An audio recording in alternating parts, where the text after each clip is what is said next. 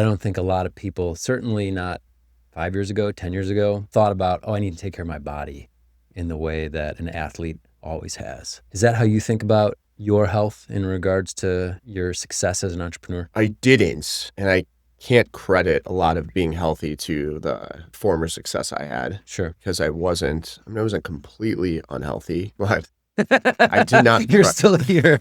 I'm still here, but I did not prioritize health at all. And then once I was fortunate enough to sell my businesses, I was just looking in the mirror and how much weight I gained, like right after it was like 245 pounds, I think, maybe Wow. close to 250 at my max. And I just felt heavy. Like your body tells you if you listen to it, like I just feel lethargic. I feel heavy. Yeah. But that was probably like, it wasn't all of a sudden you put on a lot of weight. So you get used to it in a way. Like, oh, I've just always You been. totally get used to it and like you don't even realize it. And not to skip ahead, but the most profound moment I had is when I lost a bunch of weight and I picked up 45 pounds. I was like, this used to be on my body. That's like a crazy feeling. Once I focused on it and I started to feel the benefits of it, I was like, how did I not do this before? Sure. I think we get tripped up as entrepreneurs because we look at the perfect routine and we want perfection. But the reality is like something is better than nothing. And you just have to start. Like I get text messages from entrepreneurs and they're like, hey, can you give me some health tips? And one, I think it's funny that I'm like giving health tips, to be honest with you, because I'm going to talk about a couple of tips today that helped me lose 45 pounds and stay in shape for the last 5 years-ish. But I will say like an entrepreneur will reach out to me and ask me for something. And I'm like, you just got to start, dude. Like you want this perfect plan. It's not going to happen. Right. We just hired a new CEO for our contract manufacturing company. And I talked to him last night and I said, the two words I never want to hear from you is next week. I hate those words. It's kind of like the sign that says free beer tomorrow. That every time you see it, it's like free beer tomorrow. It's like pushing it off, right? But you never get the free beer. And that's how next week is. Next week is where organizations go to die. Yeah. And the same goes with your health. My wife and I used to constantly say, next week, the diet starts Monday. Then it was like close to the end of the month. Do we really want to start on the 23rd? Now let's wait to the coming 1st. Up. We'll wait till after birthday. Let's wait to the 1st. Yeah. And I had some experts on the podcast before and talked about habits. Wendy Wood's one of them. And she's like, it doesn't work. Like you just got to start now. And it's very true. What I mean by that is like now, like you're listening to this, start, like just start making smaller, better decisions.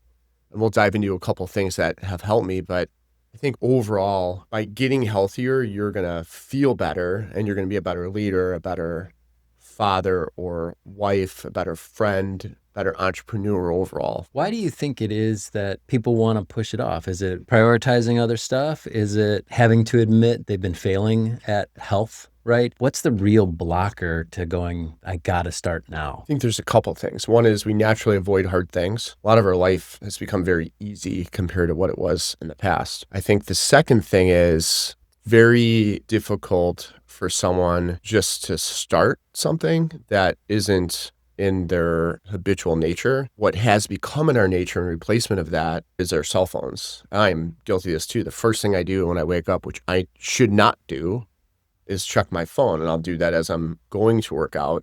But that can be extremely distracting. Oh, yeah. That will completely derail you. So I think it's very comfortable for us to grab our phones because we have this anxiety of like what happened throughout the night. And we want to either squash it and feel good about, okay, I'm going to go work out now, or we need to deal with it. And it's more comfortable to do that. And it's a great excuse not to put your health first. So bottom line is like we get distracted very easy, rightfully so. We have these mobile devices that are created to make us addicted to them. We have work obligations and we have things that are always going on. If your mind's like mine and it's racing and it's thinking about your job constantly and like what you want to do for that day, you're going to go to that in the morning because it's comfortable and it's habitual. Mm-hmm. So it's really hard to get started. And then if you plan to work out, maybe not in the morning, but throughout the day, we all know what happens. Sure. You get a call from the kid's school, shit happens at work, the millions of things that happen in our life. It's very, very normal. So for me, if I don't get it done in the morning, I have a high likelihood of not getting it done. Right. That said, you do have to think about yourself and don't force yourself to be this morning person.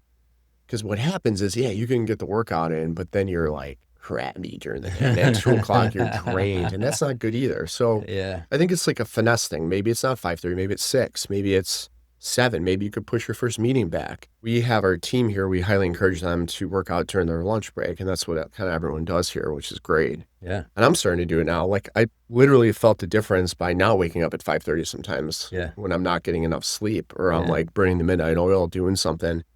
And then I force myself to wake up at 5:30. Now I'm getting 5 hours of sleep, sometimes 4. Yeah. That is really unhealthy. So you have to protect that base.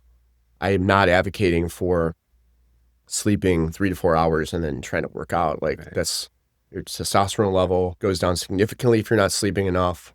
You're not going to build the muscle you want to build. And there's a lot of negative effects. So you don't really start anything, like we talked about foundation stuff, unless you have a sleep plan. Yeah. That's getting you like 6 hours of sleep a night, and 6 is too low, I admit it, but at least it's better than 4. So before we get into some of these specific tips, it sounds also like, as the leader of the company, you're also responsible for the employees, for how the business is performing and all of that. And I think everybody would understand that you can't do that as well as you could if you're not taking care of yourself too. It's kind of like, Mhm. when you're on the airplane, they say, put on your mask before you help the person next to you. It's like, if you're not taking care of yourself, how are you going to take care of the business and everybody else that's counting on you? Yeah, and think about like your family. Think about like the model that you want for your kids. They grew up like seeing, their observation of me and my wife is we're very healthy. Right. We work out every day. We're not perfect eaters, but we'll talk about that. So I think that's really important. But now my daughter makes her own food. Like, she cooks for herself. She's pretty healthy.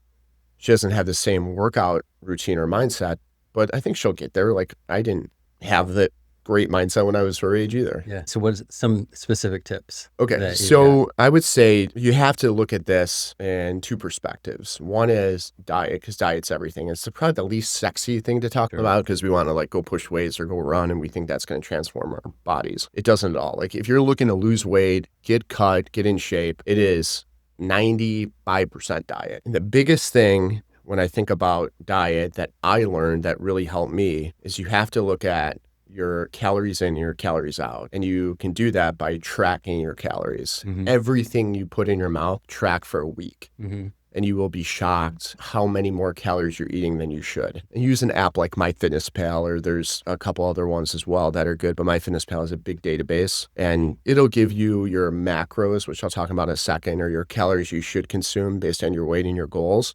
And there's a lot of online programs that do that as well. Go Athletic Club, our gym. If you're local and you go in there, like John, the owner and the head trainer there, he'll put you on program, really dial it in, figure out, be very personalized.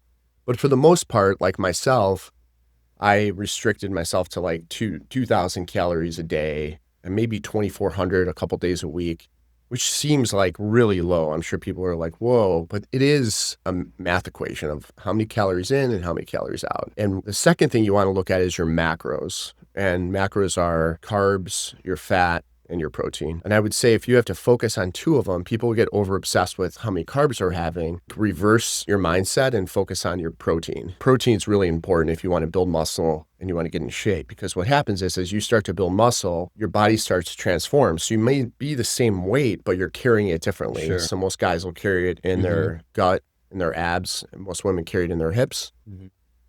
But if you focus on a calorie deficit, you will start to burn fat like crazy. So protein is really important. I think the rule of thumb is 1 gram per pound of body weight. So that's a lot. So you got to start in the morning good. You have a coffee, put collagen in there. That's 10 grams of protein there. Eat a yogurt. That can be 20 grams of protein. So now you have 30 grams of protein without trying much. Work out, have a protein drink right after. Now you just put another like 30 grams of protein. And don't make a protein drink with 100 grams of protein. Your body will expel that. So you can only have so much at a certain given time. And this is all experience because I've tried it all. And then like you have some like lean chicken breasts and have a dinner, a meal to top it off. And if you're close to that number, like you're doing good. Yeah. Most people, if you think about your diet, you're probably not even getting 100 grams of protein in a day. Okay. If you were like me, you're skipping breakfast, which I kind of still do, but I'll have those supplements of like yogurt and collagen or some protein. You're grinding, and at like lunch or 1 o'clock, you think about eating. Okay, so now you're probably consuming maybe 20 grams of protein, 25, and then you're having a dinner at like 7, and then you're probably eating a snack. Yeah. So start to track it in MyFitnessPal, number one. You'll see your deficits. I would say the first week, don't change anything. Second week, focus on calories in and calories out. Third week, really start to dial in your protein. Yeah. Does the tracking for you work as kind of like a positive feedback loop where now you have a real clear metric that I know I achieved my goal or I didn't, and so I adjust, versus like, am I just feeling better is a little bit more subjective? Do I have more energy? It was 100%. I turned it into a game. So I Really? was like, at the end of the day, I was so tight in what I was tracking. I was like, I can eat 5 Twizzlers now. And I did. And I ate 5 Twizzlers because I was just, I had enough carbs, fats, and obviously there's no protein in that, but I had enough carbs and fats left over that I could eat it. And I would plan it out. I would like do situational planning, and I'd be like, if I do this, I could eat a half a donut, like, and be fine. So it's like, you gamify it a bit, right? Yeah. And yeah, it seems like crazy, but you don't have to do that forever. You start to build this like habit over time. Right. Again, I'm not the epitome of health. I lost a bunch of weight. I think I'm pretty in shape for my age. I run marathons. I do a bunch of stuff that I could never do before. And I took away the excuses because I also had back surgery, and I used to say, I have back surgery, I can't do these things.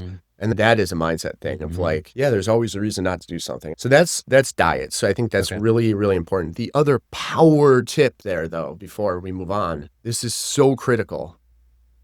You cannot look at your calories in, your calories out on a day-by-day basis. You have to look at it on a week-by-week basis, meaning you can be great for 6 days, and then that 7th day, you could blow your whole week. And I did not realize that. People say, oh, you could have a cheat day. Right.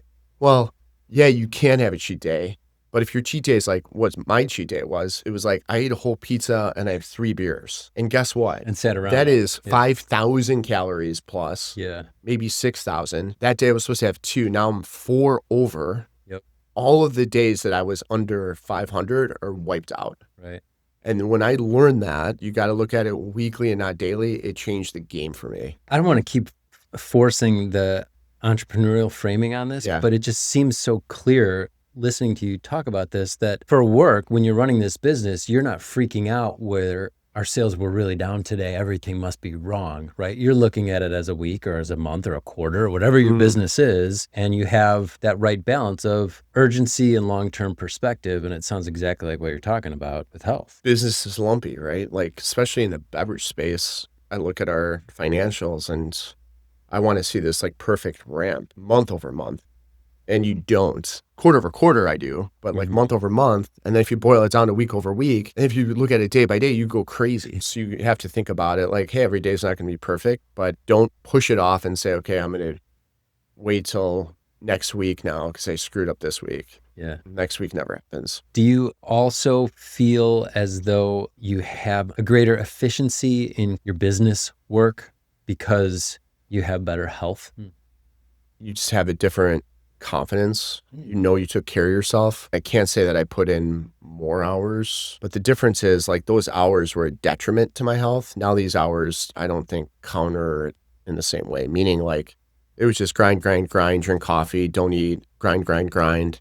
I think if I continue that path over time, I probably would be dead. Right. Now it's like, okay, grind it. And now I'm healthier. So I'm just keeping up with my health. Right. Now, if you're drinking and you stop drinking and now you start to work out and we'll talk about working out in a second here and you start this kind of diet that I'm talking about, those things together are magical. And you don't realize at that point that you've been under this cloud of alcohol for a long time. Like that for me was like, I had all these things hit me outside this cloud of alcohol. Now I'm starting to get muscle, and then all of a sudden you feel like a different person. I also just thought about my kids and my family and like, what do I want them to see? Yeah. You know, this guy that just grinded his whole life, sold a company, but now he's not around and he's dead because he just kept going down that path. And now my kids look at me in a different light. So I'm hoping that helps them make better decisions in their life and their kids and so forth. Do you think there's a maturity that's happened to call it the grind culture, where now there's more of a health component to it overall? Like if you want to grind,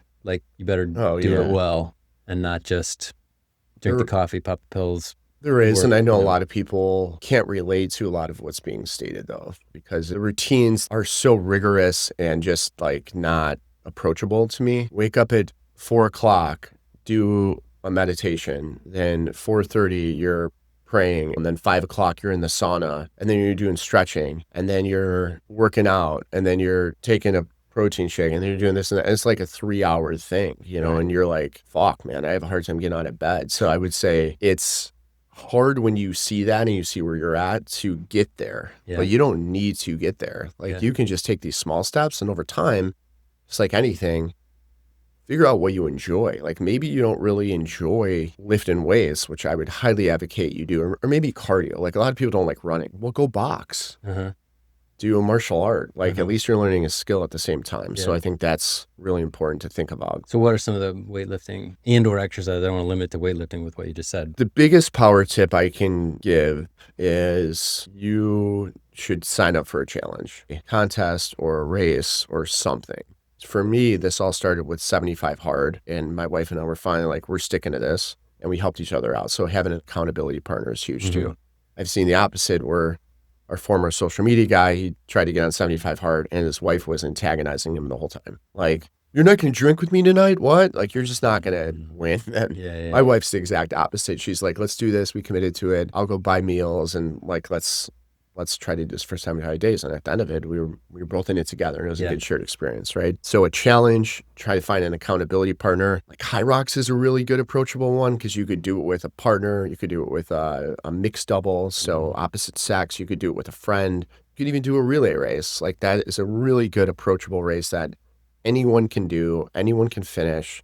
And what's going to happen is you're going to get your results. And I don't care how fast you are, how slow you are, you're going to be like, I could do better. And you're going to analyze it, and you're probably sign up for another one. And that could set you on a course. For me, it went from 75 hard to, oh, let's sign up for an ultra in the mountains of Tahoe. And so I did that with 10 guys. And again, I had a big group. I couldn't let them down. So I trained for it, and I did a lot of training. And then all of a sudden, like my body started to transform. And 75 hard is 2 workouts a day. But again, the second one wasn't intense. I just went for a walk. So the first one I would do weights. Second one I'd go for a walk at night. You don't need to like overcomplicate this stuff and put so much on yourself. And this is coming from a place, by the way, where I built this beautiful gym in my basement, had to have all the equipment, and I didn't work out for 2 years. I just would stare at it and be like, yeah, one day I'm going to work out on that. And for me, I was fortunate enough to start the momentum by getting a couple trainers that came in there. And yes, I'm very fortunate to have that. But now, guess what? I don't have trainers. My buddy comes over every day. Yeah. And we work out together, and it's just as good because like once you start to learn what you should be doing, you don't necessarily need a trainer. You need a trainer for accountability and motivation. Yeah. If you're like me, maybe you have it already and you're really disciplined. I need to know that someone's going to be at my door at 5:30. And that's not necessarily a great thing. I'm not proud of it, but I'm realistic with myself to say, if someone else is counting on me, I have to be there. And that's what jump-started me. And then after a while, it just gets easier. And you're like, okay, I'd rather sleep, but I got to get up. And you just get up. But be mindful. Maybe you're not a morning person. I was never a morning person. I became one. But if I'm short on sleep, I'm focused on that. I see the biggest difference in my attitude, in my mental clarity when I have sleep.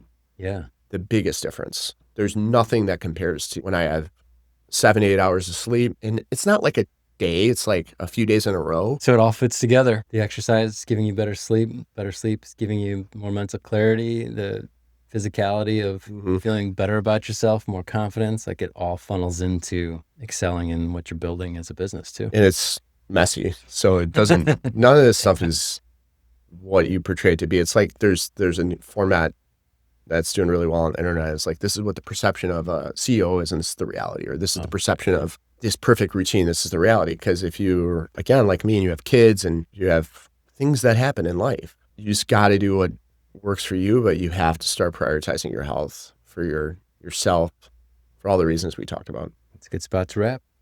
Yeah. Thanks, man. Good topic.